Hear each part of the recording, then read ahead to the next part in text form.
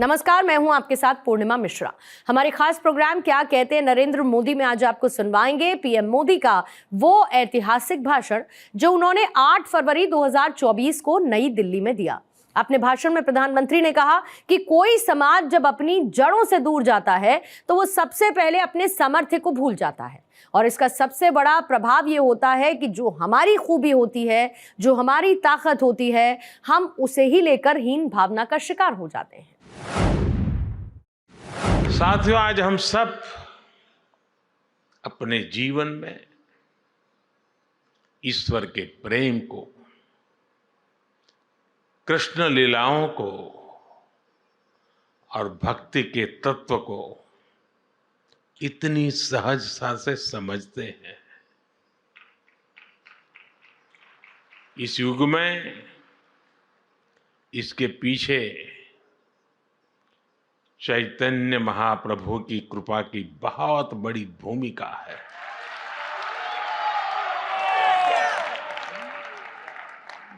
चैतन्य महाप्रभु कृष्ण प्रेम के प्रतिमान थे। उन्होंने आध्यात्म और साधना को जन साधारण के लिए सुलभ बना दिया, सरल बना दिया। उन्होंने हमें बताया कि ईश्वर की प्राप्ति केवल संन्यास से ही नहीं, उल्लास से भी हो की जा सकती है।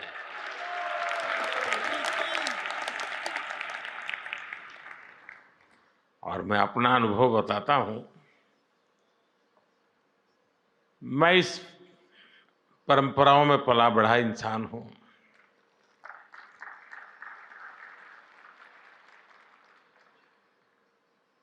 मेरे जीवन के जो अलग अलग पड़ाव है उसमें एक पड़ाव कुछ और ही था।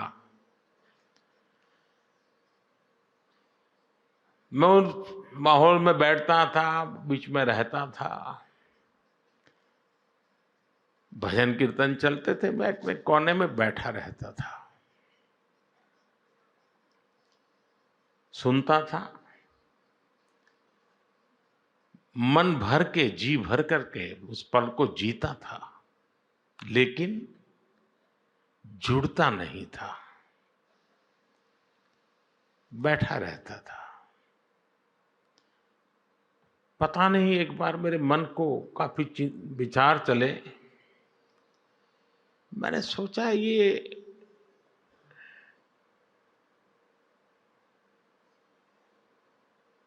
दूरी किस चीज की है, वो क्या है जो मुझे रोक रहा है। जीता तो हूं, जुड़ता नहीं हूं। और उसके बाद जब मैं भजन कीर्तन में बैठने लगा तो खुद भी ताली बजाना, जुड़ जाना, और मैं देखता चला गया कि मैं उसमें रम गया था।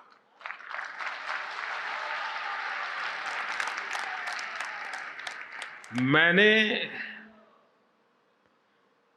चैतन्य प्रभु की इस परंपरा में जो सामर्थ्य है उसका साक्षात्कार किया हुआ है। और अभी जब आप कर रहे थे और मैं ताली बजाना शुरू हो गया तो वहां लोगों को लग रहा है पीएम ताली बजा रहा है। पीएम ताली नहीं बजा रहा था, प्रभु भक्त ताली बजा रहा था।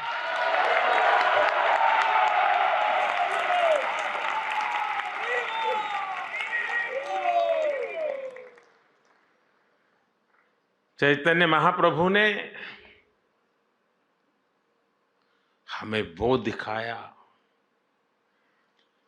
कि श्री कृष्ण की लीलाओं को, उनके जीवन को उत्सव के रूप में अपने जीवन में उतारकर कैसे सुखी हुआ जा सकता है, कैसे संकीर्तन, भजन, गीत और नृत्य से आध्यात्म के शीर्ष पर पहुंचा जा सकता है। आज कितने ही साधक ये प्रत्यक्ष अनुभव कर रहे हैं, और जिसका अनुभव को आनंद होता है, मुझे उसका साक्षात्कार हुआ है।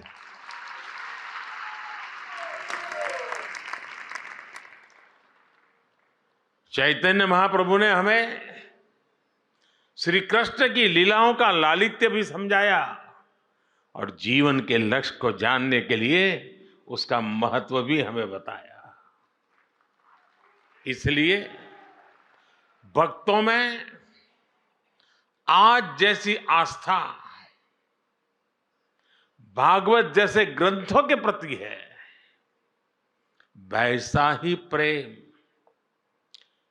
चैतन्य चरितामृत और भक्तमाल के लिए भी है।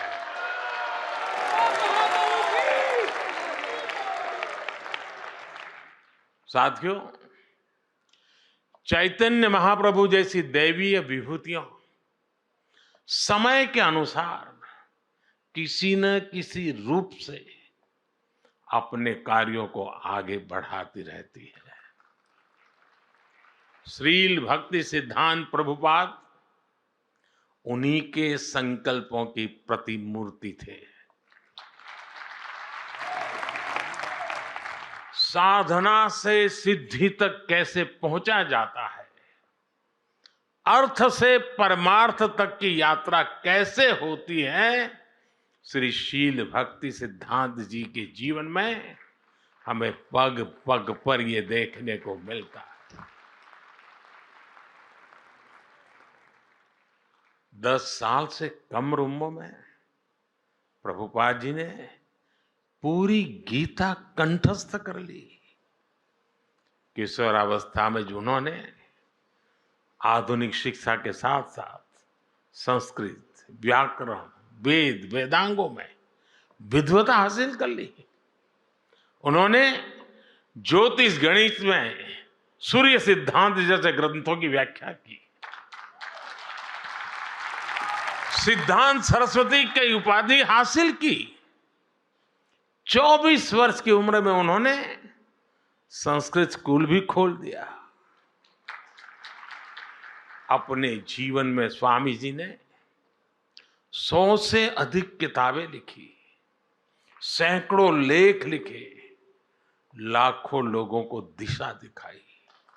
यानी एक प्रकार से ज्ञान मार्ग और भक्ति मार्ग दोनों का संतुलन जीवन व्यवस्था से जोड़ दिया।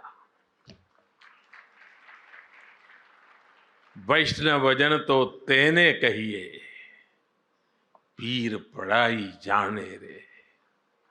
इस भजन से गांधी जी जिस वैष्णव भाव का गान करते थे, श्री प्रभुपाद स्वामी ने उस भाव को, अहिंसा और प्रेम के उस मानवीय संकल्प को देश विदेश में पहुंचाने का काम किया।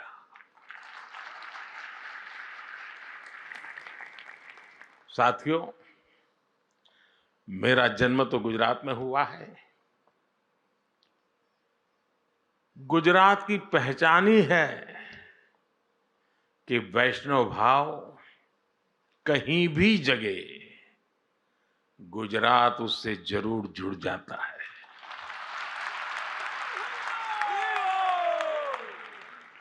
खुद भगवान कृष्ण मथुरा में अवतरित होते हैं, लेकिन अपनी लीलाओं का विस्तार देने के लिए वो द्वारिका आते हैं। मीराबाई जैसी महान कृष्ण भक्त राजस्थान में जन्म लेती हैं, लेकिन श्री कृष्ण से एकाकार होने वो गुजरात चली आती है। ऐसे कितने ही वैष्णव संत हैं जिनका गुजरात की धरती से, द्वारिका से विशेष नाता रहा है। गुजरात के संत कवि नरसिंह मेहता, उनकी भी जन्मभूमि है।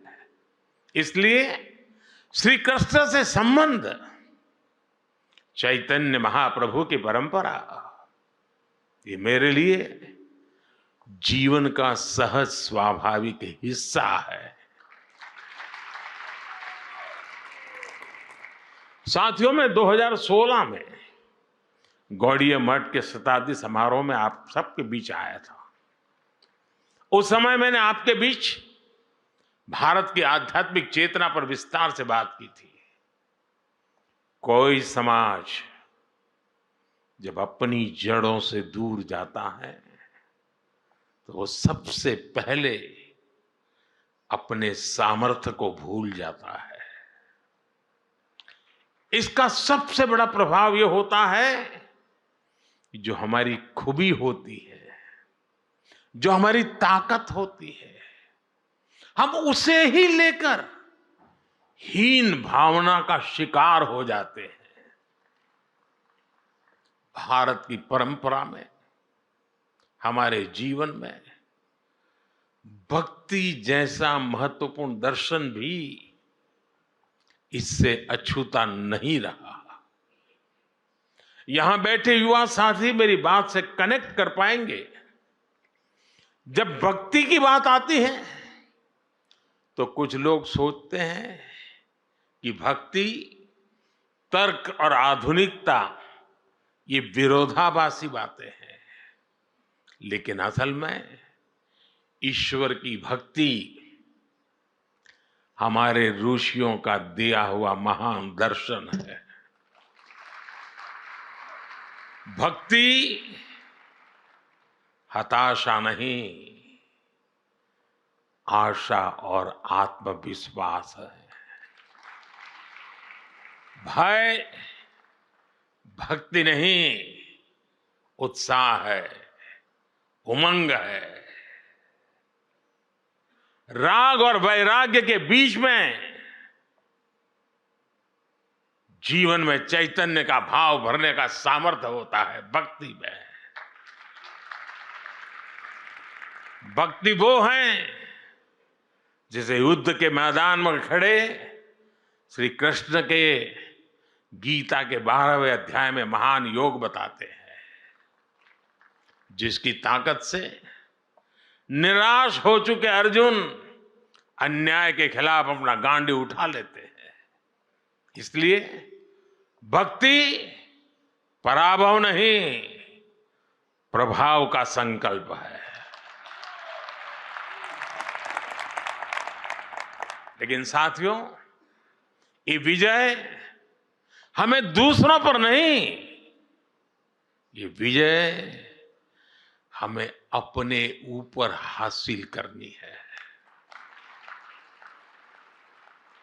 हमें युद्ध भी अपने लिए नहीं, बल्कि धर्म क्षेत्र कुरुक्षेत्र की भावना से मानवता के लिए लड़ना है। और यही भावना हमारी संस्कृति में, हमारी रगों में रची बसी हुई है। इसलिए भारत कभी सीमाओं के विस्तार के लिए दूसरे देशों पर हमला करने नहीं गया।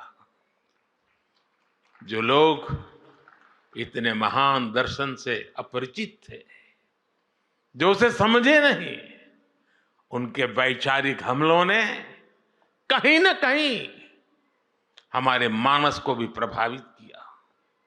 लेकिन हम श्रील प्रभुपाद जैसे संतों के ऋणी हैं, जिन्होंने करोड़ों लोगों को पुनः सच के दर्शन कराए, उन्हें भक्ति की गौरव भावना से भर दिया। आज आजादी के अमृत काल में गुलामी की मानसिकता से मुक्ति का संकल्प लेकर देश संतों के उस संकल्प को आगे बढ़ा रहा है। साथियों, यहां भक्ति मार्ग के इतने विद्वान संतगण बैठे हैं। आप सभी भक्ति मार्ग से भली भांति परिचित है।